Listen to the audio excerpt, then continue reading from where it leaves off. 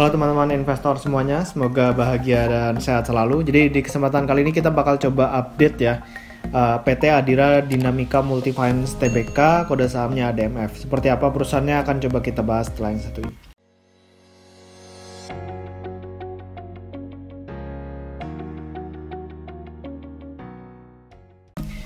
Nah, jadi kita ada laporan keuangannya ya di sini ya. Ini 31 Desember tahun 2020.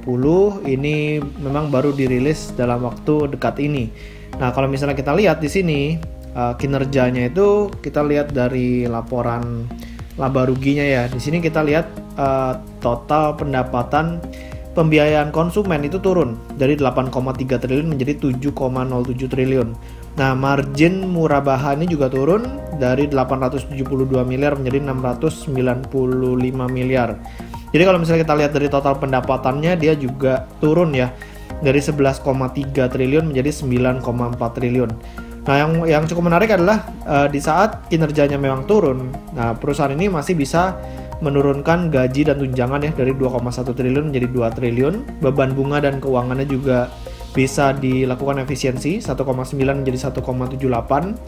Nah, yang cukup menarik adalah penyisihan kerugian penurunan nilai. Ini yang katanya orang-orang nih bakal naik signifikan, ternyata naiknya nggak terlalu banyak ya, dari 1,7 triliun menjadi 1,99 triliun. Nah, jadi memang karena mungkin adanya relaksasi dan lain sebagainya, makanya penyisihan kerugian penurunan nilai ini nggak terlalu signifikan di kuartal 4 dan juga di tahun 2020 ya secara keseluruhan.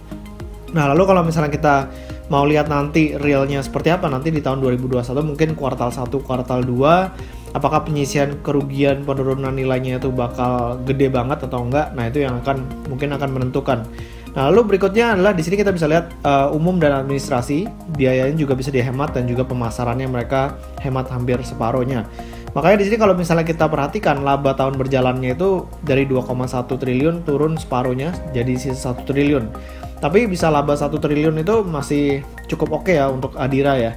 Nah, di sini kita bisa lihat juga dari sisi neracanya, perseroan ini memperbanyak arus kas ya. Jadi kasnya diperbanyak dari cuman 2,9 triliun ini menjadi 4,1 triliun di sini. Jadi memang kasnya diperbanyak ya, karena mereka mesti bayar bunga, mesti bayar gaji dan lain sebagainya. Sementara mereka juga mesti memberikan kredit kepada nasabah-nasabahnya. Nah, jadi kita bakal coba lihat dari sisi arus kasnya seperti apa. Oke, nah di sini dari sisi arus kasnya, penerimaan dari aktivitas operasinya naiknya cukup signifikan dari 1,1 triliun menjadi 8,4 triliun. Nah, jadi kenaikan kas yang tadi itu bukan dari pinjaman, tapi lebih dari aktivitas operasinya ya. Sementara untuk aktivitas pendanaannya mereka justru melakukan pembayaran yang cukup masif, sekitar 7,2 triliun, karena mereka ingin mengurangi beban bunga ya. Kalau mereka nggak kurangin beban bunga, nanti ke depan akan sulit kalau misalnya memang recovery-nya agak susah. Nah, jadi kalau misalnya kita mau lihat dari sisi valuasinya di harga 8.525 per lembar ya. Di sini kita bisa lihat dari key stats-nya.